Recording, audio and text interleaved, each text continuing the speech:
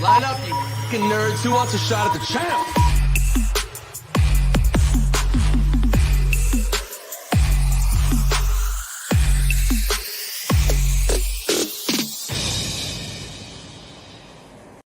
The Money Line. We are live with episode number 18. I am AJ, and I'm with my guy, Mike Finch. What's up, my brother?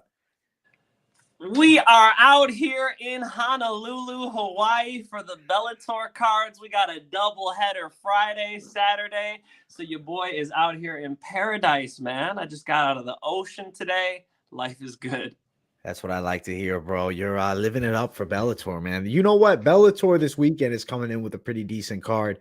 Not as good as last week's, though. Not as good as last week's. I mean, we're coming at you with two cards. We got Chris Cyborg, Arlene Blenko. Arlene Blenko switched over to Jackson Wink. She's training with Holly Holm and Mike Winklejohn and all those savages over there. You've seen what Jackson Wink's been doing for Aaron Pico on the last card. I mean, I think they're going to bring Arlene Blenko in there to be, a much tougher test for Cyborg this time. You got Rafion Stotts and Juan Archuleta. The list goes on, man. This Sabatello-Lugo fight, I am so looking forward to. I got some backstage footage of them talking shit today. Oh, it was phenomenal, brother. Those guys are ready to beat the shit out of each other. So I'm amped for this one, man. I 100% think that this is the best run Bellator's had in a 3-week period. Yeah, bro. I think you guys got back-to-back, and then you also got the come-in card with Czech Congo and Bader, too. Paris is coming up. You got Amazov. Is out. It's going to be MVP versus Storley. I mean, we got a lineup coming up in Bellator, so definitely a good time to be a fight fan over here on the Bellator side, man. So, hey, the UFC card this weekend, come on. It don't compare to the Bellator card this weekend. What the fuck is the UFC doing to us this weekend? I will say one of the weakest cards I've covered ever. Like, it stands out to me. It's a really lacking card. Good main event, but to me, it's not really like a super main event fight, but it'd be good on the main card of any card.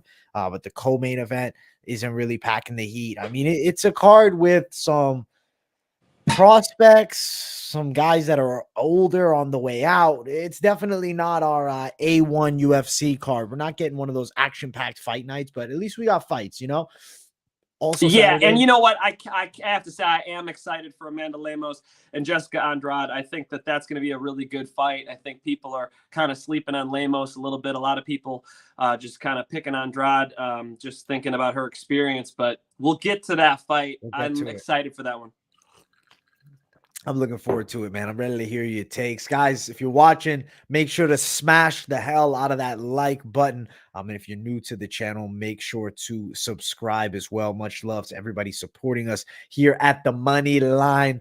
On the way up, baby. We're killing it, man. So let's keep going, bro. And this first fight that we're going to start off with is Dean Barry versus Mike Jackson. Jackson is a part-time fighter, bro.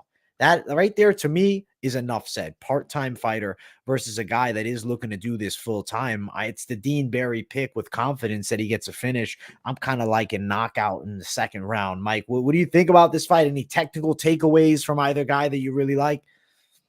First of all, how the hell did Mike Jackson get that win overturned against CM Punk? I went and Googled it. He pissed hot for marijuana, so they took his win away. How about you guys actually ask the fighters if we give a shit if my opponent's smoking pot? They can smoke as much pot as they want. That's not why. Did he beat CM Punk because he smokes pot? Okay. No. It's such a ridiculous question. That's why the win should not be overturned. So let's give our guy Jackson some credit. He does have a professional win. It's over the fake wrestler. Now, with that being said, in that CM Punk fight, he did show us at least some fundamentals. He knows how to defend some takedowns. He knows how to kickbox a little bit. And from what I see from Barry, he gets a little wild, man. When Barry starts closing in on people, he throws with his hands down. So he's got his hands down, and he'll start banging one punch, and his hands aren't coming back up. So I'm seeing an opportunity there to knock out Barry. Is Mike Jackson the right guy for the job? No, right? No. Mike Jackson I haven't seen anything that's going to be so dangerous as to where I can pick him. I did actually peek at the odds on this one. atrocious. The Atrocious, odds bro. are atrocious. Atrocious. So if you're going to bet on somebody, it's definitely Jackson. It's just that you're going to have to bet that he's going to be able to expose this hands down, chin up, wide shot style of Barry, which eventually will get exposed if he doesn't tighten that up.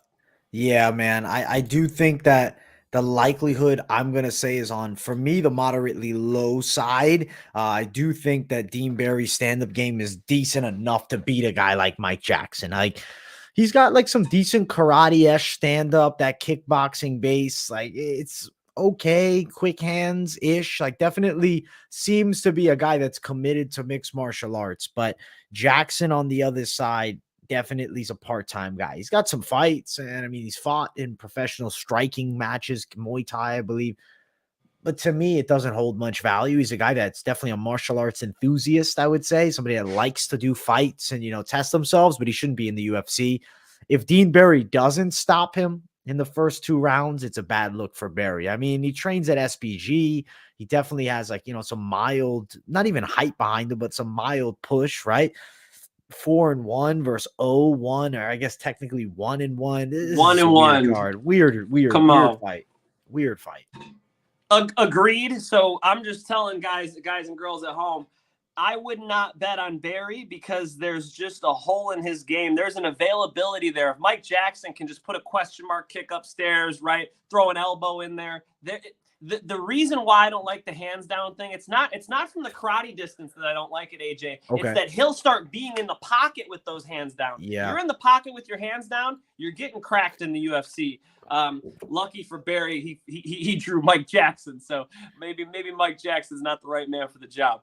Mike Jackson is an LFA top line, so it's just so weird to see this as the fight. As far as the odds, as you said, they're hideous and they're bad. -1,000 is the best value for Barry. Woo! Jackson +760. Crazy line. That's crazy. That's I think too wide. It's, you know what? It's just 2 guys that you wouldn't want to bet on. Like, it's just one of those fights. It's no desirable financial risk or return for me. I mean, if we look at it, I think under 2.5 at -200 should have a pretty good shot. I'm expecting Barry to eventually get a stoppage. And if he doesn't get a stoppage, it's going to look bad. Mike Jackson is not UFC caliber in the slightest. Yeah, and I mean, the UFC pretty much told us that because after he beat CM Punk, they did not want to see Mike Jackson back. And sure enough, Mike Jackson doesn't end up fighting anybody else since then. So very, very strange career there to follow. I'll be interested to see how he looks.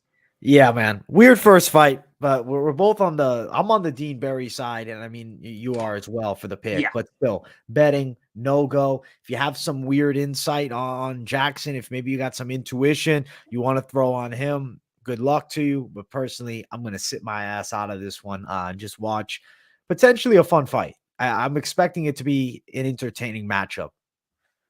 Yeah, it could be for sure. And, Mike Jackson, as you said, has some kickboxing experience. Like, if you are going to sprinkle a little something on this fight, just try to take a shot at the dog, just be careful and, don't be putting too much because, this is not both of these guys have holes in their game. And whenever you have that, your confidence can't be too high. Yeah, skip on this one for the smart bettors out there. Me and Mike both on the Dean Barry side. Let's jump to the next one. It is Philipe Lins versus Marcin Prachnio. Good matchup here in light heavyweight. Lins, longtime fighter over in PFL and was doing good work there at heavyweight, wins the belt. Looked like a force to be reckoned with coming over to the UFC, and then he loses to Arlovsky. Then last one loses to Bozier, stopped in the first round there. Decides, hey, I'm going to cut the weight and get to 205. Do you like the weight cut move for Lins? He's not a big heavyweight. I do, man. And remember, Lins was a favorite over Tanner Bozier, right? When he came into that fight, he was expected to win. So I do think he'll look good at the lighter weight class. And I think he's probably a level above my Polish brother over here, Prachnio. So, Prachnio constantly changing stances, constantly throwing a lot of kicks, but I'm not a big fan of his hands. I think there might be an opportunity there. I'm leaning Lins in this one, man. Yeah, I'm with you on that. I feel like if you look at the way Prachnio like rushes towards his opponents at times, it's like very square. It's kind of limited head movement. Ike Villanueva had a lot of success boxing with Prachnio, and then he got caught to the body in the second, and that fight was over. But I am not high on Prachnio. Yes, win over Khalil Roundtree, I guess, looks okay, but Roundtree is a guy who's on, off, on, off. I think Felipe Lins is better with his hands for sure, and I think he can exploit Prachnio's lack of boxing. I'm thinking we're going to go Felipe Lins by TKO on my side. I'm kind of feeling second round, maybe third. I think the hands will get it done. I mean, shit, it could be a first if Prachnio comes out like a bat out of hell and really tries to go to scrap early. I think Lins could knock him out. Debut at 205. I'm still liking Lins for the W. I'm going to go ahead and go Lins with a finish too, man. I've been on the fence whether it be a decision or a TKO. Look, we've seen the Polish man over here get finished, man. He's eaten some big shots, and we've seen him shut down before. So we know it's possible. And yeah, with Lins coming down, it might be a good storm to get that TKO. So I'll double up on that, my friend. Yeah, which is good for the betting side. I'm quickly putting a poll out there because I am kind of curious the people's take here. We'll give them an opportunity to vote. But let me look towards the line of this fight. Right now, we're seeing Prachnio is the favorite at -117 best value. Lins, you can find him at +108. So you are getting dog plus money on Felipe Lins. I don't hate the play. I think he's a guy that definitely has a shot to win this fight. Agreed, man. I don't know how he's the underdog. Yeah, 100% agreed. People are really giving him shit after losing to Tanner Boser, but that's a tough fight, man, and especially at the higher weight class. Yeah, I'm a fan, and I think those odds are wrong. Yeah, we're going Lins for the W here. I like him by KO, but I don't like the play. I still will note it. Lins by KO is +315 at best value. Lins to win money line would be the bet in my opinion, because I wouldn't be shocked if it somehow went distance with the Felipe Lins side getting his hand raised. Yeah, it could. That was my initial thought was distance. But yeah, the more I think about the fight, I think Marcin Prachnio is a little susceptible to getting TKO'd, man. We've seen him get hurt a couple times in that cage. And, I think Lins, when you see that, like when you get to do a tape study and you've seen the guy get finished a couple times, you sort of envision yourself doing the same thing. It just increases the likelihood of it happening again. And I think that's what Lins wants. I think Lins is going to want that TKO finish. Yeah, and I think he's going to get it. We're both going Lins. We got a lot of agreement early, Mike. Let's jump to the next one. It is Aoriqileng versus Cameron Else. I like this matchup here. I feel like it's a fight for Quilong to showcase. I really think he should beat a guy like Cameron Else. You look at Aori, he's a pretty talented striker, a guy who has that pressure brawling style. Else is a guy who's confident standing up. Sometimes I do feel like with that confidence, there's a bit of hitability, potentially with shots over the top. I kind of feel like the way Else presses, not a super upper body movement type of guy, not super slick, not great reflexes, but definitely has finishing ability. I mean, 5 wins by knockout, 5 wins by sub. He's confident on the floor. If I'm not mistaken, Cameron Else has a win over Paddy Pimblett. Tell me if I'm wrong on that. Let me quickly pull it up, but I'm 70% sure he does. Let me quickly look down. Yeah, he beat Paddy Pimblett when they were early in their careers. Paddy was 4-0. He was 1-1, and he choked him out in 35 seconds, actually. There you go. Win Anaconda choke. Shit, I got to pull that fight up. I haven't seen that one myself. It was a quick fight. Quick fight. 2013. Woo. Yeah. It's not any bit relevant towards today. Yes, but as you said, and Else actually said it. He said he's going to get a knockout in this fight. Else was like, I'm the bigger man. I'm one of the biggest 135ers. I'm going for that KO. Look, this might be the closest fight on the card for me, man. I'm really on the fence with it. I wrote, you want to, what I wrote for my pick? Coin flip. That's what I wrote. Coin flip. Look, Aori's hittable, man. I don't like how he's on the end of the right hand often. If you notice, a lot of people they'll miss that one and then boom, they'll hit him with the 2 coming down the pipe. I think that's pretty bad when you're standing in front of Else who can finish people. He does seem more explosive than Else maybe, but I think he's got, maybe he's just a little too hittable. You could say the same thing about Else, I guess, man. So one of these guys are going to drop each other. That's what I'm thinking. Fight. One I won't bet on, but I'll go Else. Else, okay. I'm gonna go Quilong still, and I'll tell you, Else is a dog, bro. He's sitting at plus 200, whereas Quilong is minus 225 is the favorite. You know, to pick a favorite in this fight, it seems to me, again, coin flip type of fight. I don't see either of these guys outclassing the other person. I think they're going to clash, and I think they're going to have a fun fight. Not one I'm extremely confident in, though, because Else has some holes in his game as well. As you said, Else can finish you on the feet or on the ground. If you're choking Paddy Pimblett, that's pretty impressive because Paddy's pretty goddamn good on the ground. And Mike looks like John Anik's half brother. I'm like 5'11", so no, me and John Anik, no relation. No relation with the Anik himself, bro. That's funny. I'm gonna go Quilong, but I do respect your side on this one. The betting side, as far as the under 2.5 rounds, minus 140, I do think somebody's getting finished in this fight. I can see it, man. I can see it. Look, Else is a finisher, and I told you his quote there. He says he will get this knockout. I'll take his word for it. All right. Listen, I'm going Quilong by KO. I think because he's gonna go for the knockout, he's getting touched up by my guy Aori, bro. He needs it. He needs it. He needs his W. This is a fight, bro. We're gonna find out on fight night. I'm a little bit more confident on the side of Aori as you are towards Else, but you know what? We've seen things that haven't gone both our ways in the past. So it's the fight game, and we're gonna find out when these two throw down. First disagreement of the night. I'll be thinking about it. We have to. I guess I'll be at the Bellator event, so I'll have to watch it when I get home. Yeah, I'll be thinking of you as I'm watching this card, bro. As I'm live on the channel, shouting it out. Last week I had an off week, was at some fights. My brother was fighting, so I just wanted to enjoy the action. But this week, fight companions are back. We got the shoe ready to rock.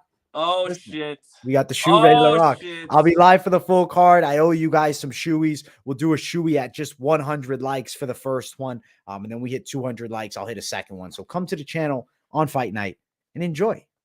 Enjoy. I'm ready to fucking sip it down already. I'm getting thirsty looking at that thing. You're a sick man, AJ. I appreciate it, bro. I appreciate it. Let's keep running up the card. We got light heavyweights. Tyson Pedro back in action versus Ike Villanueva. You know, Pedro's layoff is the biggest concern, but when I look at this matchup, I kind of see it as straightforward. Pedro somehow gets it to the floor and he taps out Ike Villanueva. Now, there's a lot of in between where the fight could go wrong. I mean, Pedro, his timing's probably going to be a little bit off. He's got a little ring rust. Let's say Ike lands a big shot. He could hurt him. But Ike is not a guy that I'm jumping at the bit with excitement at. He's a fun guy to just throw down.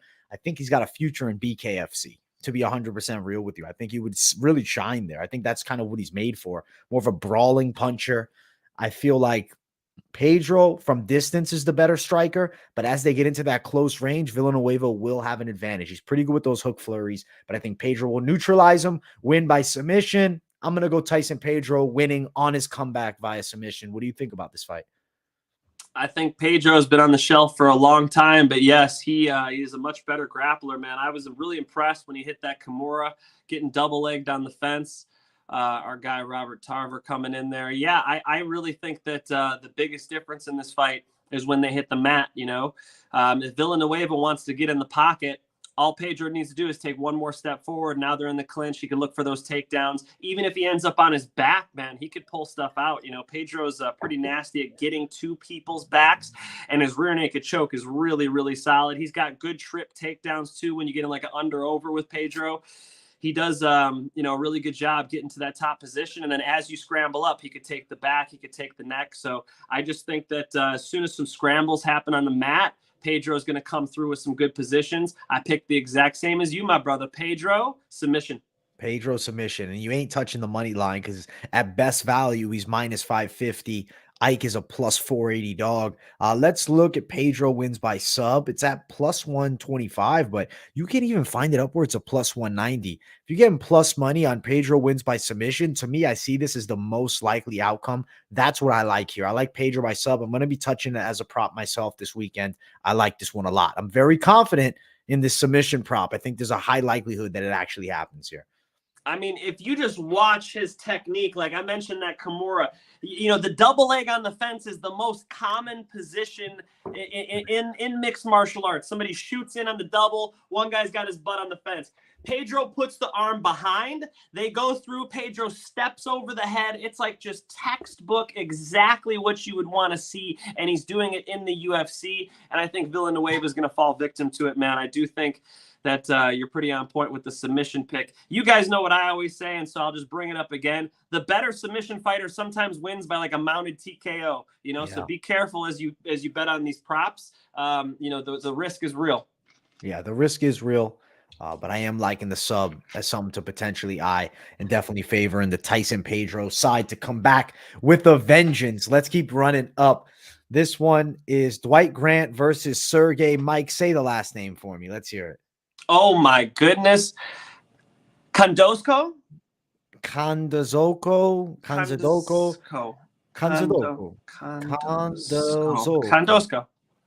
We'll say Khandozhko because all week I've been flowing it. Khandozhko. I think that was good on the live, or actually on the full card breakdown Sunday. I said Khandozhko. I said it like 4 times, so it was funny hearing you repeat it too. Sergey. We'll call him Sergey. Dwight Grant versus Sergey. Sergey's been out for a while. He decides, hey, I'm coming back to the fight game. I believe he had a fight scheduled that it was against Dalby and it got canceled. Dwight Grant is a guy that's been pretty consistent. Doesn't have like great performances, but performance at like a solid medium level. Can Sergey beat an active Dwight Grant? It's certainly possible, but I really don't love the chances of it. From what I saw of Sergey, I wasn't like ultra impressed by his kickboxing, and I think that's what he's known for as his best attribute of his game is going to be that striking range. And I feel like a guy like Dwight Grant makes it competitive with him. And I feel like it's a close bout. It goes distance. And I like Dwight Grant to win by a decision. What do you feel on this one, Mike? Do you think I'm off on the Dwight Grant side? Are you kind of seeing the same thing? The problem with Dwight Grant by decision for me is he gets pushed around that cage, man. Remember on Dana White's Contender Series, he was getting pushed all over the place before he got that KO over Tyler Hill. I could see that happening again. He really likes to give too much. It's too much real estate he likes to give up. And when you're trying to win rounds, that's going to be tough. I do think Sergey's got a nasty spinning back kick on the feet. He likes to let his hands go if he's got you hurt. If he can get on top in this fight, his ground and pound is pretty nasty. Okay. No, I'm going to go Sergey with the decision. Oh, okay. Sergey sided over here. I like it, Mike. I'm glad we're disagreeing. Now, as far as the line, Dwight Grant is the plus 100 dog. Sergey minus 114 favorite. So I think the bookies have it as a bit of a coin flip. You think we're going 3 rounds? Probably. Grant has more power. Grant is capable of finishing the fight. So if it does finish, I'd probably see Grant with a punch. With that being said, no, I'm thinking we're going 3, my brother.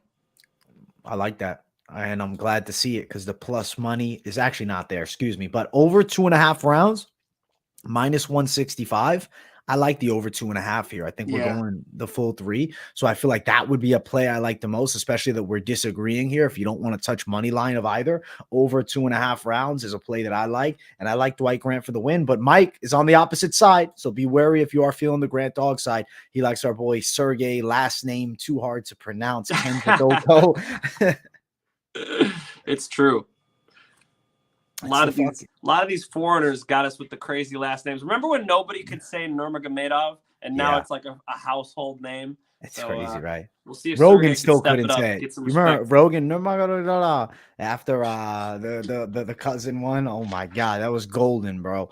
Golden. He did his best, bro. Hey, those are tough, man. I'm interviewing all these Russian fighters. And fighters from all over the world. But I mean, specifically these Russian fighters, man, it's tough to conduct these interviews with the limited English, man. It's brutal. Brutal, bro. So you notice a lot of like lacking of like just being able to get your points across? Yes. Like for instance, I interviewed one of the fighters who's going to be competing in the Grand Prix here, and we had to have the translator on a phone. So here I am holding a phone with some guy in Russia.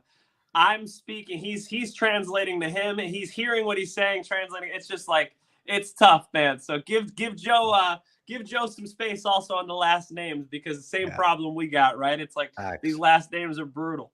Yeah, that's a brutal last name sometimes, man. But we'll say Khandozhko is Mike's guy.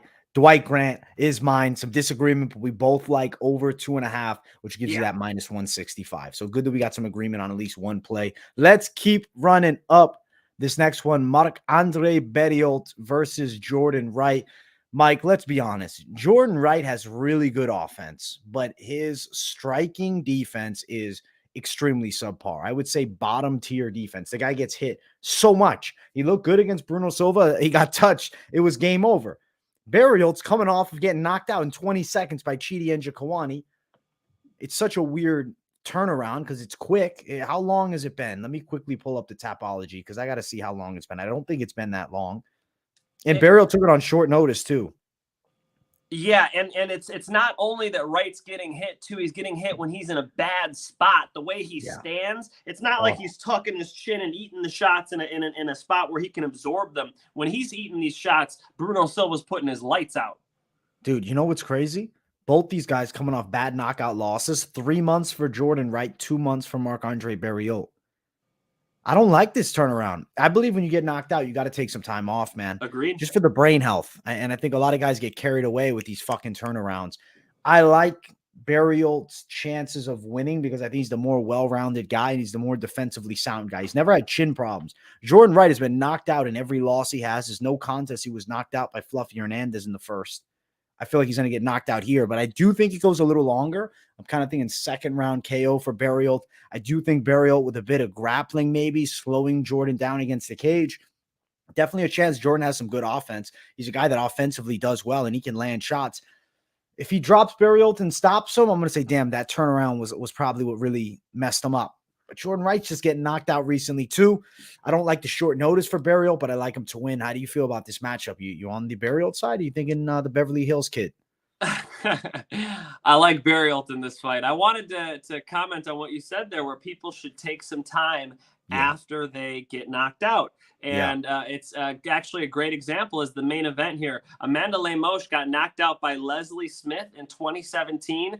This might be a little long. She took 2 years off, but she's been undefeated since she's come back. You know, she lost to Leslie Smith by standing elbows in 2017. She comes back December of 2019. Rear naked chokes Miranda Granger and then just runs through people, right? Did an excellent job as she came back. So you really want to hit the drawing board and kind of get that confidence back. You really have to be comfortable with looking at yourself in the mirror and saying, I am a different fighter now. I don't think Barriault can say that. I don't think Wright can say that. 2 or 3 months is not long enough. So a high risk to bet on either of these guys. With that being said, I think Bruno Silva showed everybody a blueprint on how to beat Wright, walk him down, get to his chin, don't play tag with him. I don't think Barriault's going to do that, man. I think Barriault will get to him first and hurt him. It's either a decision or a knockout, and I think Barriault's going to try to go for the latter. Yeah, I think we're on the same side. Barriault KO. Now, as far as the line, Barriault is the favorite. He's minus 178 best value, right at plus 164. Let's see what the knockout prop's looking like. The KO prop for Barriault is at plus 175. As far as the under 2.5, it's minus 145. I like that under 2.5 a lot here. I think we're going under 2.5 rounds. I feel like that's actually a pretty good play if you're looking for something. Fight does not go the distance. I do think it ends inside distance, minus 195. Okay plays on both sides, man. And we both like Barriault in this one. Yeah, if I'm recommending anything, I'm going Barriault money line. But let's see here. It was Chidi Njokuani who knocked him out too. I mean, Chidi's the freaking man, dude. Yeah, it's hard to get out of the way of that guy. Jourdain Wright, on the other hand, just digging into the record now. Yeah, Joaquin Buckley before the Bruno Silva fight, of course. So 2 big power punchers for him too. Yeah, I would just go money line with Barriault, but I could see this thing finishing early for sure. When these guys lose, sometimes it's violent. So it's something to think about. Yeah, definitely, bro. Now we got a fight that was switched up on us. It was supposed to be Luis Kosei versus Parsons. Now we got Evan Elder versus Parsons. Mike, how do you feel about this fight? One positive note about Elder, I mean, he's a Sanford MMA guy, training out of that team. You tend to bring top talent. Recently fought 4 months ago. It was against a guy with a losing record. How do you think he matches up with Parsons, who is 0-1 in the UFC now after the Daniel Rodriguez fight? Yeah, well, I mean, he got to learn about the punching power that Daniel Rodriguez brings, man. He's Daniel Rodriguez is training with Cowboy, right? So a little bit of that Cowboy ranch striking. Look, yeah, it was a rough UFC debut, but that doesn't mean that he can't win this fight. I just think like Evan Elder needs a higher fight IQ for me to be too confident in him. You know, like for instance, he'll hurt somebody. You know, I'm digging into some of his old fights from years ago, and he'll like hurt somebody, and then he'll like take center cage again. He doesn't have this, you know. He doesn't smell blood very well and doesn't capitalize very well, which I don't like to see, of course. Like, you only have so many opportunities in a fist fight. He'll, like, unnecessarily let somebody off the hook. And beyond even just hurting them, like, if you have somebody with their foot on the fence, don't go take the center again. You've got them in a compromised position, you know? That's like, you know, it's first down, second down in football. And, you know, instead of moving the ball forward, you're like, we'll run back 5 yards on this down. The next one will go north. It's like, guys, it makes no sense. So I think there's some fight IQ problems there for Elder. You know, with that being said, he's got a good long power jab. I could see him getting a decision in this fight. What do you think, AJ? I think the line is close, and Parsons I was on against Luis Kosei as a dog. The line's still being close. Elder taking it on very short notice, not the highest of competition level. I mean, you look at the last couple guys that he's fought, like what, 9-16, 4-1, 6-6, 2-1, 0-1. I feel like Preston Parsons could actually fare decently well. I mean, it's not like he has absolutely amazing competition, but fighting against Rodriguez, I think, is something that you come out of with, I don't know, a fair amount of quality improvements to be made. Parsons, overall, I like the pressure style. I feel like the grappling game is pretty solid. I'd call him an armbar guy. These guys got really good arm bars. I'm going to go Parsons for the win. Short notice. I could see it maybe win for Parsons by decision or sub, but Elder's still undefeated. So to go out and take a guy's is not an easy feat. Short notice, weird fight. I'm still on the Parsons side, though. I like the guy that's been training for the bout more so. And with Elder, just I guess a lot to be found out. Some things we don't like about the lack of that killer instinct, with obviously lack of experience overall. So I'll go Parsons. He's taken some losses. I think those losses carry weight and make you a better fighter. I like him to win. I'm kind of leaning that decision line, though. I do think Elder's probably going to show up in shape. Yes. Okay. So how much notice did Elder have? I believe he had 5 days notice or less. I think it was like when I did the breakdown on Sunday, it was Kosei. They just switched it, I think, the past 2-3 days. So it's very short notice. Let me see. Was he trained 5 days notice? You might switch my pick on me, brother. I did not realize it was 5 days notice. He was supposed to be fighting in May in FAC. So he was training for something. Got you. Well, that's good news. Look, if Elder's in shape, ready to rock, I think he pulls out like a close decision here. If he's not in shape, you got to go with Parsons, man. If it's 5 days notice and he's not coming in at 100%, this fight's too close to not be in great shape. I'm going Parsons, man. I'm going to go the other way here. But shit, I might double up with you. You convinced me, AJ. Let's double up on Parsons. I think we have the shape of Elder. He's going to need to win that third round. Yeah, there's just too many ifs for me to pick him, man. -120 for the side of Parsons, but you can even find him at even money about at -110. Elder slight plus at +105. Parsons, I don't know, man. Over 1.5 seems like it's actually a pretty likely tag. It's -145 for over a round and a half. I think on short notice, you can capitalize on those over 1.5s. Even with Aaron Pico last week versus Adlai Edwards, I played that over 1.5. It hit beautifully. You look at that; it's a guy that can go rounds. How much were you sweating on that over 1.5? Oh AJ? Shit, my pants, my man. He was getting fucked up. I was shitting myself. He made it like that through those freaking rounds, man. Holy shit. Aaron Pico was hitting his ancestors with those body shots.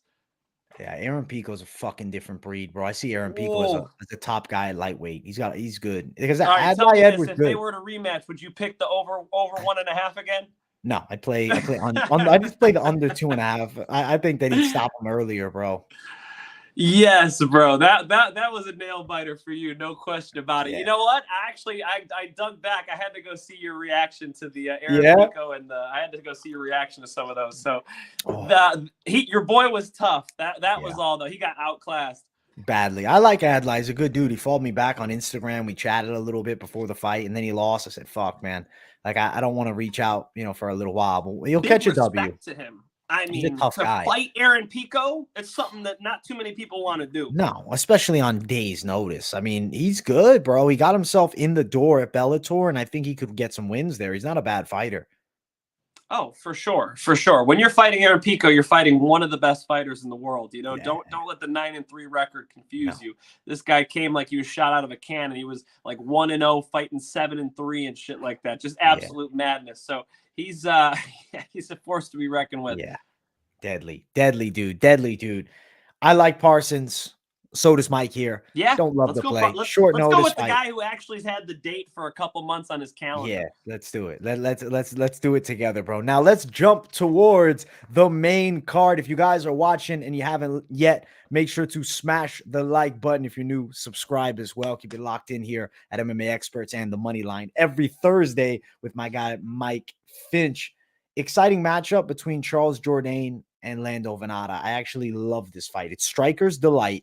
One X factor that I think we have to talk about is Lando Vannata can sneak some takedowns in and score points. That is something I think is in his best interest to do against a guy like Jourdain who loves to strike. A guy that's confident with the stand-up, lots of pressure on his opponents, actually moves really well. Vannata has a unique kickboxing style, definitely, and I think he could find a lot of success on the feet. I feel like Lando Vannata is going to show out here in his second fight at 145. I think this is a good weight class for him.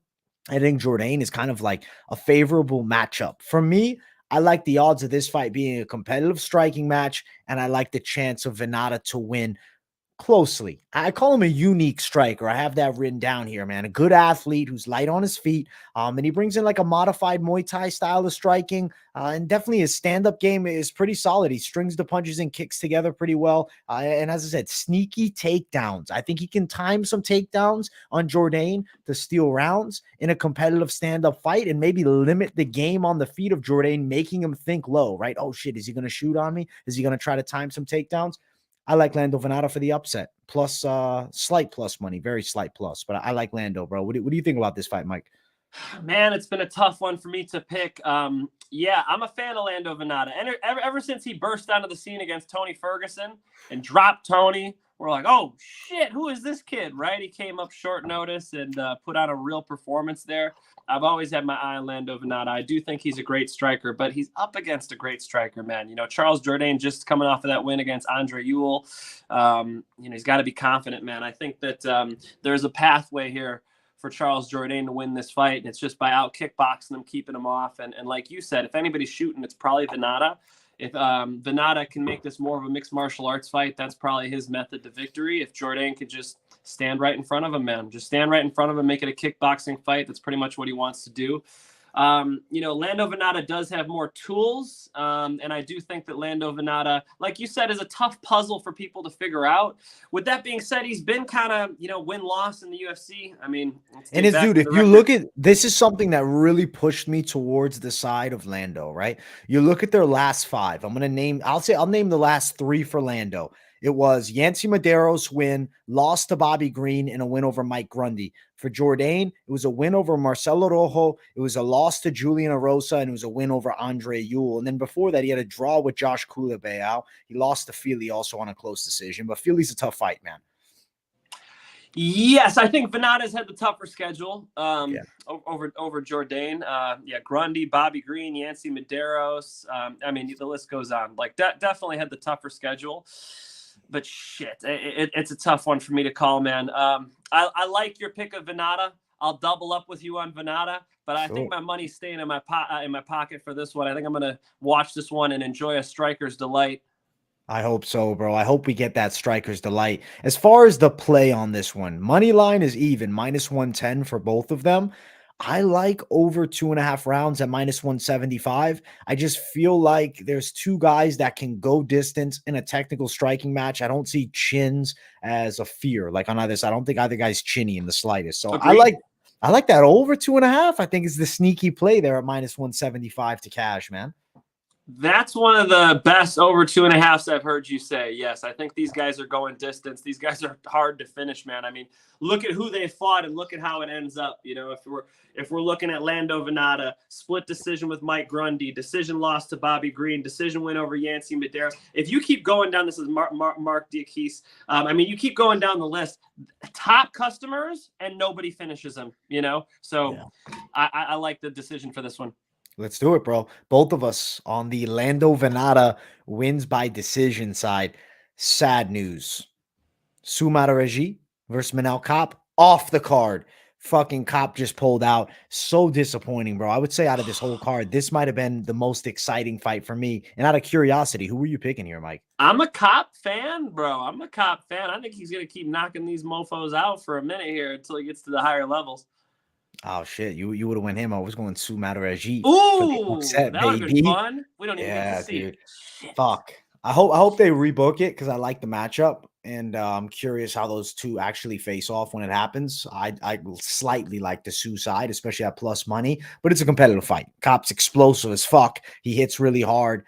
Dynamic kickboxing. I like the ranginess of Sue. Hopefully we rebook it. Right now we don't got it though, but I am on that side of Sue Matarazzi. Mike would have been on Manel Kape, but we don't even see this fight. We're talking fantasy. What are we doing here? We're talking fantasy. Let's keep running up.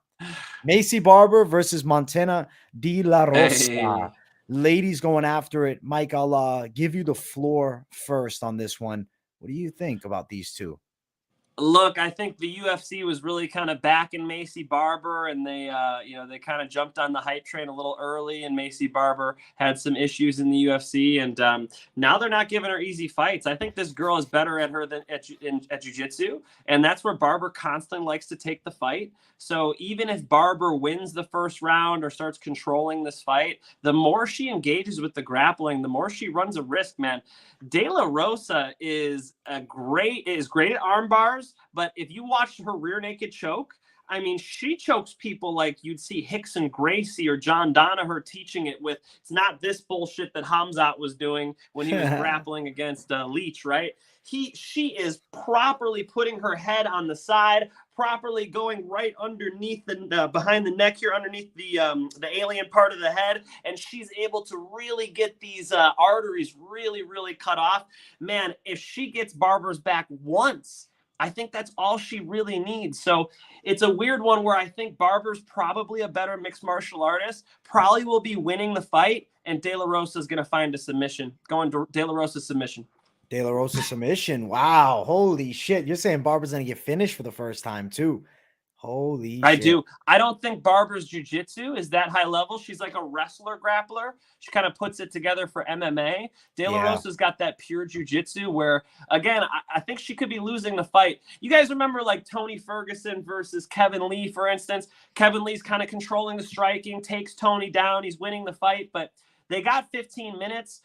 When somebody's really good at jiu-jitsu, you just need to slap on one. You know what I mean? It's not jiu-jitsu is not the sport where you have to rack up points and dominate. You could just Hail Mary finish somebody, right? And I'm not saying she needs a Hail Mary per se, but the more Maycee Barber has success, the more she's going to put herself in the world of De La Rosa. Okay. So what I like from Barber, I'll tell you my side. I like her standing. I want her to keep this fight on the feet, and I think she outstrikes De La Rosa on a decision. I think you could maybe do some cage work, but be wary of going to the mat with De La Rosa for the most part. I'm going with the side of Maycee Barber, though. I think she's going to win a close decision, but a close decision pick isn't great. You're more confident on that De La Rosa sub side, so you should tap her out. Don't let me get too crazy on you guys, but yeah, when I think about this fight, I don't think about Barber being super smart about jabbing and moving around the cage. Just not really her style. She likes to put the car in drive. She likes to take these girls down. It'll put her in a bad spot. If she's very disciplined and very smart and just disengages with De La Rosa, she's got to treat De La Rosa like De La Rosa has COVID. Get the fuck away from me. And if she can do that, she'll win the fight. I like that, bro. I like the COVID breakdown. We can't even say that word on here. The vid. We can't say that fucking word on here, Mike. But yeah, I'm going against you, bro. Shit, get away out with us. Yeah, we'll stay virtual, bro. Now, as far as the line, let me throw it to you. It is -170 Barber, +160 De La Rosa. So you got the underdog. I don't love a straight play on either. over 2.5 rounds, minus 240. You like the sub. You get in my head, Mike, but I really was on that over 2.5. I actually liked it as a parlay piece. But I didn't say it'd be first round, my brother. I do think that that Maycee Barber will start controlling this fight a little bit. She probably is a better striker. She probably is a better wrestler. But I think De La Rosa is going to surprise people. Just when I see De La Rosa's technique, I'm impressed. It's rare I say that about non-champions in the women's divisions. Like, I think she's going to surprise some people continually with her ability on the mat. I like that, man. I like your confidence there, and I'm excited to find out if you're right on this one, man. I'm going Barber, Mike going De La Rosa, the underdog De La Rosa, and let's keep running. This next one, it's going to be Alexandr Romanov versus Chase Sherman. It was supposed to be Bozer. I think this is a worse matchup for or a better matchup for Romanov. I think Sherman's in trouble here, man. Sherman is a stand-up guy. I'm going to say he's a modified kickboxer. Definitely likes to use his hands. He had that BKFC title at one point. Lost to Joey Beltran, actually, when he left there, which kind of crazy that Joey Beltran had a run and was at the top for a bit. But I look at this fight, and I think, how long can Chase Sherman survive? How long is he going to be on his feet? I see Romanov getting him to the floor, and I see him beating him up, man. I think potentially win by decision. I think potentially win by TKO. I like Romanov inside the distance the most here. Do you think Chase Sherman has much of a shot here, Mike? Are you a Chase Sherman believer? I mean, if Chase lets his hands go, lets his knees go, lets his elbows go, that's his best shot. I will say this. I think people are a little too high on Romanov. A little too high. Romanov, we haven't seen enough adversity yet. I do think he will run into that adversity as he moves up in the heavyweight division, and it's just a matter of time. Is Chase Sherman the customer? No. I mean, Chase Sherman just got finished via rear naked choke in his last fight, and he's up against a hell of a grappler here, man. Romanov is going to try to grab him, drag him onto the ground. But if Romanov starts getting funny, trying to strike with Sherman, yeah, he'll take a big risk, man. I don't think Romanov's as good of a mixed martial artist yet. I do think that he's very wrestling heavy, very grappling heavy. So if he just gets to wrestling and just gets to grappling and isn't trying to show us where his newfound jab is at, he's going to dominate this fight. But you start worrying about that when you get such a mismatch. Sometimes when there's a mismatch like this, the grappler is going to try to show you that they can kickbox a little bit, So I don't want to see that. So I'm staying away from betting on this one. I assume the odds are ridiculous. Dude, you want to hear these lines? Minus 1,375 for Romanov, plus 1,300 for Chase Sherman. Too much respect for Romanov. Way too wide. That's a crazy line. That makes no sense to me. He hasn't earned that. He has not beaten the level of competition to earn that. I guess it's just Sherman on short notice, too. They kind of like that. Inside distance is minus 450 for Romanov, dude. You can't play it because, I mean, do you want to go TKO? You're getting plus 185 for Romanov. Submission is minus 115. I think sub is more likely. I will go win by submission, Romanov, but inside distance, the safer play. He's a big dude that can get on top and pound them out. That sounded a little off, man. Pound them out. He can get on top and do some damage and get a TKO.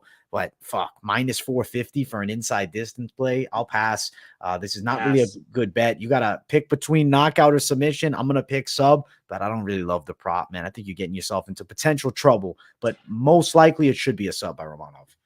I would actually pick TKO, and this is why. Sherman will cover up, and Romanov will blitz, man. If you guys remember, Romanov, when he gets on top, I mean, he is really about that ground and pound and trying to get the referee to step in. So I'll actually go Romanov via ground and pound. Wow. Okay. Romanov versus via ground and pound. I like that you went for the ground and pound though, man, because it's saving me from playing that sub line at minus 115. Maybe it's not the right move, man, because it's plus 185 by TKO. I think that's kind of his instinct, man. Normally he's trying to go for these TKOs. Doesn't always get him. We'll go for the rear naked or we'll go for the submission. But I think he's going to look for it this time. And, Sherman in his last fight got rear naked choked. I think he's going to tuck the chin, cover the back of the head, and get TKO'd from a back mount. I like it, bro. I like the picks. We're in agreement here on Romanov. A lot of agreement for this card. Let's see how it's looking towards the top here. Co-main event. Clay the Carpenter Guida. Let's go! Claudio Puelles. Claudio is a guy on the rise. I like the offensive grappling game, but I think you'll agree with me, Mike. His takedowns are mediocre, but he has good grappling. Like on top, he's good at controlling. His jiu-jitsu is solid. He's also a southpaw. I'd say he's pretty skilled in the stand-up game with a really great left body kick, something to look for. But I feel like those level changes are meh. And when you're taking on Clay Guida, a high pace, high volume guy who can wrestle his ass off, this to me is a hard stylistic matchup for Claudio Puelles, even though Guida's an older man. What side are you on, Mike? Give your pick first to the people. I'm curious before I give mine. I've known Clay Guida since I was about 10 years old, okay? Crazy. Back in Johnsburg, back in the old XFO days where him and his brother would be fighting on these local shows. So I've seen every single Clay Guida fight, even back when nobody was watching, back when he was fighting outside for the XFO. So I must admit right away that I'm a Clay Guida fan. Look, I think Claudio Puelles is better at jiu-jitsu. I think Claudio Puelles, even on his back, even on bottom, maybe he'll slap on that knee bar like he hit Gruschmacher with. The problem is, if he throws that exact same knee bar on Clay Guida, Clay ain't tapping. Clay's going to keep fighting. If you got a 15-minute fight with Clay Guida, he's going to make it all the way through, and he's going to win that decision. And I think Clay just needs a couple takedowns, some of his ground and pound, some of his pressure, and Clay's going to get a decision. I do think it'll be close. I do think there'll be a big risk for Clay with the grappling prowess of Puelles, but Clay's the better wrestler. Clay does not get tired, and even in his old age, I do think Clay gets the decision on this one, man. I like him by decision too, man. I'm glad to hear that you're on the same side. I think he's going to be a hard stylistic matchup for Puelles. The line is close. It's minus 105 if you're on Clay Guida's side, and you're getting plus 100 for Puelles. I like Clay Guida to win.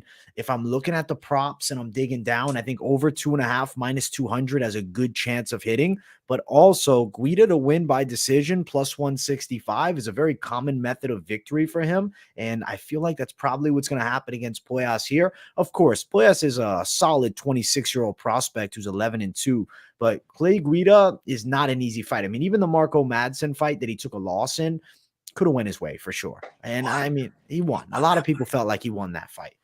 I like the chances of Clay Guida, man. I'm going Guida for the win by decision too. I'm glad that we're sitting on the same side of the fence here. I mean, Clay's my guy, so it's pretty hard for me to pick against Clay, but honestly, I think it's a good matchup for him because of the scorecards. You know, if Puelles wins, he's going to want to finish. Freaking hard to finish Clay Guida, man. And finally, Clay has really put together the striking with the grappling a little better too. Not a striker, of course, but he was out striking the Olympian, I think. And, he's able to start at least getting you respecting the striking enough to get a hold of you. Once he gets a hold of Puelles, he's taking him down. He's roughing him up on the fence. This is Clay Guida style, man. He puts you through the blender. I think the matchup actually works well for Clay style. Same. Guida for both of us. Let's get to the main event. Amanda Lemos versus Jéssica Andrade. For those watching, make sure to smash the hell out of the like button. Smash the likes. Much love to everybody watching and supporting us here at the Moneyline. If you haven't yet, subscribe to the channel. Turn those post notifications on. Keep it locked in here at MMA Experts. Content dropping every day of the week. And I'm glad to be chatting up this main event with my guy, Mike Finch. Mike, it is your time to shine. Give us the Mike Finch main event breakdown here. Thank you, my brother. Thank you. God, I'm so honored. All right.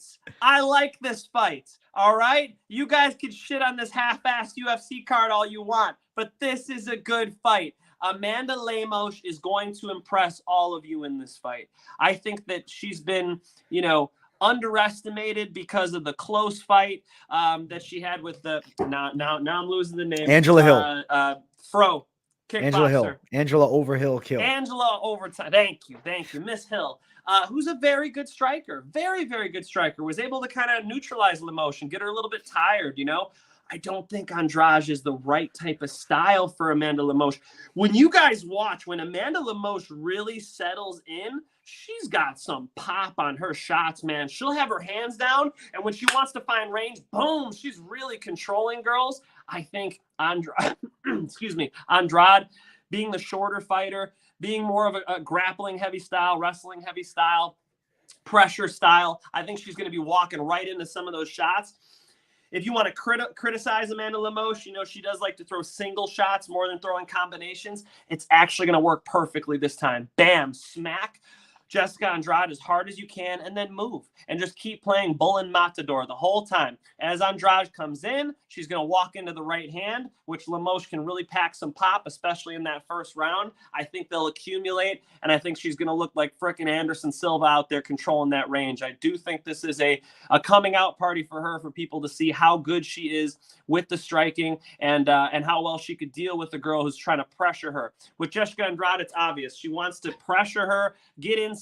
She's the shorter girl. She wants to get a hold of her and slam her on her freaking neck like she did to Rose Namajunas. You guys remember that's like my favorite commentary moment ever. Dominic Cruz is like, she can't lift her from here. What does Jéssica do? Lifts her up and spikes her on her head and knocks her out, right?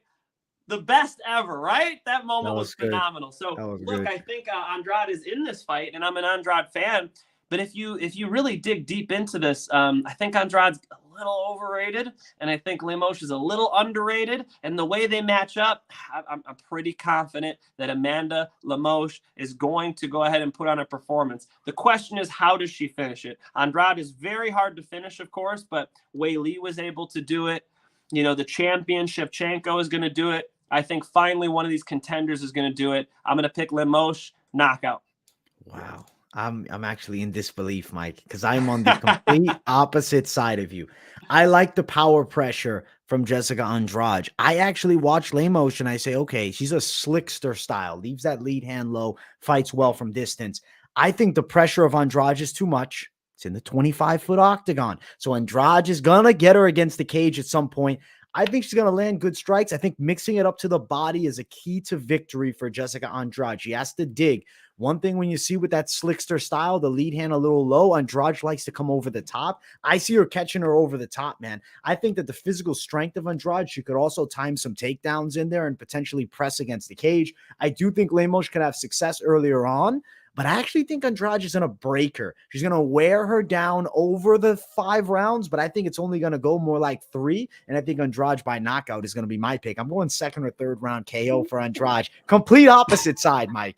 Oh, shit. We got a real disagreement here. That's crazy. Lemos throws straight punches, AJ. So you think the shorter girl coming over the top is going to beat the girl shooting straight down the pipe, the taller, longer, rangier striker who likes to pick girls apart from a distance? My brother, I humbly disagree. Say this. I respect your side, Mike, as always. But when we look at it from my side of things, how I see it is Lemos is going to have a hard time keeping Andrade off of her. She's going to have to fight with a very high pace and high output to keep a girl like Andrade away as she's plotting in. Of course, Lemos might land some straights down the line. I think she'll be quick, but eventually that sniper is going to get forced into close range. And I think the machine gunner, Jéssica Andrade, might drop the fucking nuke on the chin. And I think she's putting her down, bro. I'm going KO for Andrade, man. I was surprised to hear you on Lemos, actually. I mean, I'm a fan. I got to say I'm a Lemos fan. I really think that she's underrated, and especially when she's on point. You know, we've seen Lemos get a little tired. Lemos in some of these competitive kickboxing fights. I think this is like a good opportunity here for her to show what she's capable of. When Lemos is on point, she is powerful and explosive, man. Lemos is quick, dude. She'll get straight to the target, too. I really like that against Andrade because, again, as you said, Andrade's more so going to be throwing the looping shots. Lemos coming straight down the pipe. I think she knocks her out. Holy shit. Mike, this is the disagreement of the year, bro. This is the one. This is the one that I'm hard on the other side, bro. But this is good, man. This shows that people can disagree and still be friends with one another. Still chat, still have a conversation. Hey, I love it. Hey, real quick, my guy Bilal Muhammad did it again. Come on, guys. Thank you. That was a really, bro. I'm going to be honest. When you call it, I said, let's see if Mike gets another Bilal because right now you're unbeaten as a Bilal Muhammad believer, bro. You're on the Bilal team, bro. You're picking him through versus Khamzat and everybody. I mean, I picked him over Khamzat. Are you sure? You might be. You might be. I don't know. We'll see. Holy shit. I don't know if I'm picking him over Khamzat. He asked for Khamzat. He asked for Colby. He asked for Usman. That's where he's at now. I'll stick on this fight for a second. I think this is a good one. I'm a fan of this fight. I'm excited to see it. And even more so now, because I got to prove AJ wrong. So I'm excited for this one, guys. Let's go. Now I'm more excited too because I got to prove Mike wrong. Me and Mike head to head going to war on this main event. Opposite sides for both of us. Let me note the lines to you guys. The line for Amanda Lemos plus money, plus 185. Jéssica Andrade, minus 200 as the favorite. I look towards the props. Mike, are we going over a round and a half here? Maybe not. But probably. All right, it's minus 220, over 2.5, minus 120, under 4.5 rounds, minus 145. I think we're going under 4.5. I like this fight to end inside the distance. Yeah. Me and Mike are on opposite sides, but both like that. So there's some agreement there at minus 145. You like Lemos by KO, that's plus 400. I like Andrade by KO, that's plus 240, depending what side you're on. There's definitely some plays to be made. I like the Andrade side, even money line. Mike is obviously going to be high on the dog side for the money line here for Lemos, man. Oh, shit. Let's go. Let's go, my brother. Exactly. Yeah, I like money line on this one. You know, I wouldn't be like blown away if these girls went the full distance, you know, because we do see that with them. You know, again, we were just talking about Angela Hill was able to push Lemos all the way all the way to a decision. So, yeah, I just think that, you know, Lemos is going to catch her. You know, that like what I'm seeing in my head is Andrade throwing those looping shots and Lemos just meeting her right down the pipe, you know? So yeah, if we both like finish under 4.5 doesn't sound crazy. For me, it's going to be Lemos money line.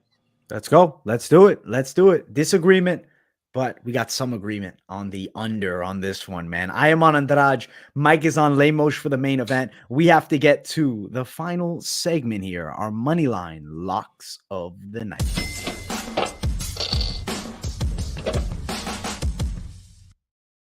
Money line locks of the night. We got Mike disappearing for a second. He had to let some phlegm out, man. He had to cough, bro. Jesus. He got a little Hawaii cough out there. Mike, I'm going to let you take the mic for your money line lock of the night first. Who you liking here on this card? My money line lock of the night is going to be Amanda Lemos. I'm taking the dog. We're taking it all the way. We're taking it all the way. We had the underdog last week, okay? Bilal Muhammad showed all you haters that he can go ahead and wrestle with these top prospects. Out-wrestled Wonderboy, dog lock that went through for you guys.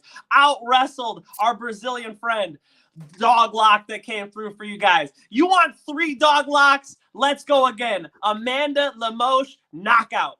Amanda Lemos by knockout is Mike Finch's lock. So listen, me and Mike are going to war this week. My money line lock of the night is going to be Jéssica Andrade to win this fight over Amanda Lemos. We're going head to head. We're going head to head here, Mike. Let's go. This is battle time, bro. When we're live, don't think I won't be thinking of Mike the whole time. I said, Mike, we're taking him down. We're taking him down. If Lemos lands, I'm like, oh shit. No, Andrade. I'll be calling you. Dude, I'll call you up at Bellator. I'll spoil it for you, bro. I'll call you live. Like, Mike, you see the fight? You see the fight? That's true. Don't you dare spoil it. That's true. I won't spoil it for you, bro. I won't. But listen, I'm glad that we got some crazy disagreement, man. Overall, we hit it on the head, I think, with most of the picks. Locks of the night. I am on Lemos. Mike is on. Excuse me. I am on Andrade. Mike is on Lemos. I'm saying you heard him. We got him, ladies and gentlemen. We got him. No. Get that blasphemy away from me, bro. Get that blasphemy out of here. Now, we have to quickly talk about another subject. But first, guys, if you're watching, whether live or on replay, we really appreciate you guys so much. So I want to say much love to the supporters. Make sure to smash the hell out of the like button. Support. Leave a comment if you're watching on replay. Let us know what you guys think of the picks. Boost that algorithm for us. Even if you throw a W in the chat, that helps the video big time. Help us to keep pumping the money line to the top of the MMA Thursday night prediction shows. But we got to talk about something else real quick. You met Mike Tyson a couple weeks ago. Mike Tyson was involved in an incident on an airplane. Oh, my Mike God. Tyson I saw it, dude. Was getting irritated, and he unloaded some punches on a kid. Did you watch the full video? I don't know that I watched the full video, but I did at least see this kid clowning with Mike, and then it cuts right to Mike, like lighting him up. So, man, I hate when people want to, self-aggrandize themselves with these celebrities by annoying the celebrities. And, they're so important, so self-important that it doesn't matter. The peace of mind, respecting a legend like Mike Tyson goes right through the window because their ego is so important that they need to have a moment. I'm glad he got slapped around. He needed that beating. I'll tell you this, man. And I was actually talking to my mom about the situation. I said, when you have a guy like Mike Tyson, remember that he's a human too. I think people forget about these celebrities and they just see him as like, the seventh wonder of the world.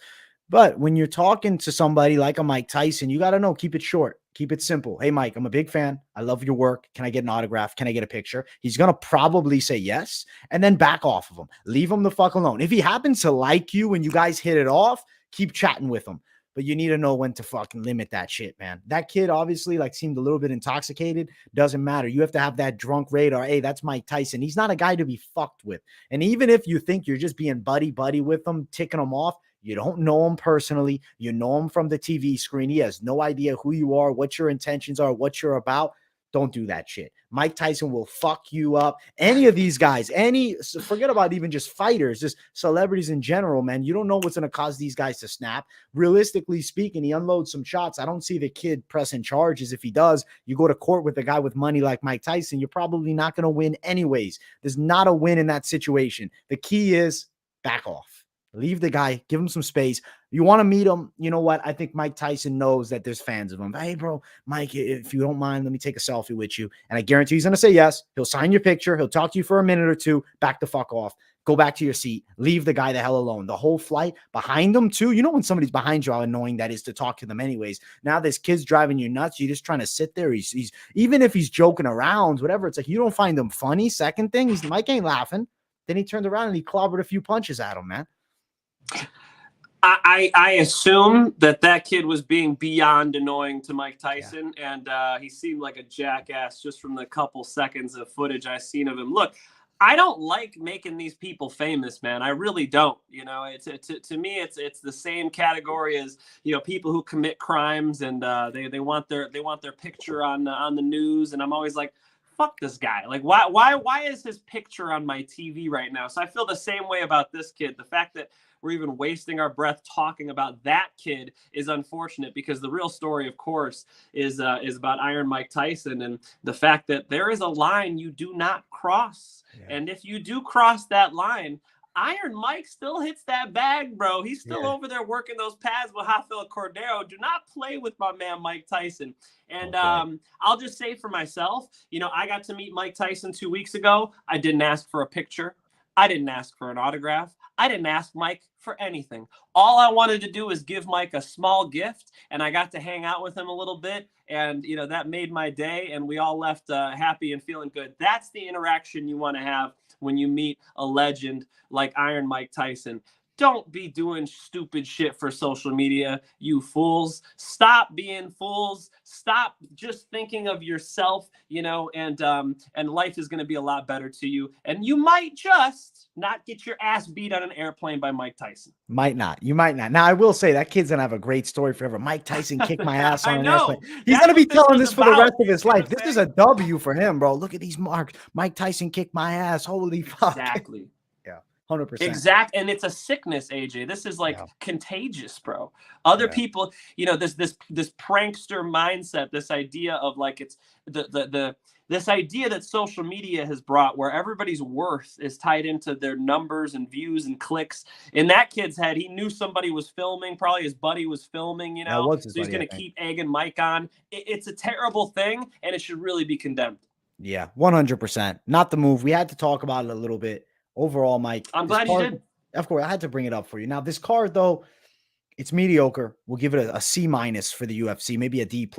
I'll still be watching. I'll still be live on the channel, so tune into the Fight Companion. We'll also talk about Bellator as I'm watching it alongside. Mike, enjoy those events at Bellator. Thank you, brother. Absolute pleasure to chat it up here and give the picks. Guys, make sure to also subscribe to Mike. He's got his own channel. I got it linked in the description. Follow him on social media. Mike, tell him where to find you on social, man. I don't want to give the wrong tag. Mike Finch MMA. I've got the Mike Finch Show. We're going to be getting some new content coming in May. Super excited to announce some stuff for you guys that we've been working on. And, you know, I'm going to be at these Bellator events putting out mad content. That all comes through the Bellator page, but I'll share it all through my social media, specifically my Instagram. So Mike Finch MMA on Instagram.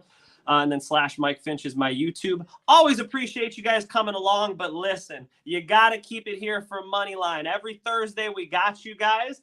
and we're going to keep coming, bringing the heat. This week, not the craziest card, but I hope you guys still had some fun hanging out with us. Absolutely. I think people most definitely did. Guys, thank you all for tuning into the show. Make sure to smash the like button and subscribe if you're new. Turn those post notifications on. And if you really like our content, share the video, send it out to somebody you know. Hey, check these guys out. They talk about fist fights. We like their picks. We like their personalities. We hate their picks. We hate their personalities. No matter what, tune into us, man. Much love, my people. Much love to you, Mike. And hey, that's another great show in the books. 18 down and plenty more to go. Let's go. Our child is all grown up now, 18. It can join the military, bro. We made an adult here. Look at this. This is crazy. And life is good over here, guys. I am in freaking Hawaii right now. Okay, that's islands out there. All right. So I'm definitely having a phenomenal week here, and it was even better that I got to hang out with you guys a little bit. Thank you so much, and we will see you guys back for the next Moneyline. Yes, we'll be back next week, Thursday. We'll be back to that usual 9 p.m. time. We've been doing 10 p.m. Just with scheduling things, but we're still on. If it's not on 9 p.m. Eastern time, it'll always be at 10 p.m. Much love, Mike. Much love, my people. We're sliding off, and we will see you all in the next one. Peace, guys.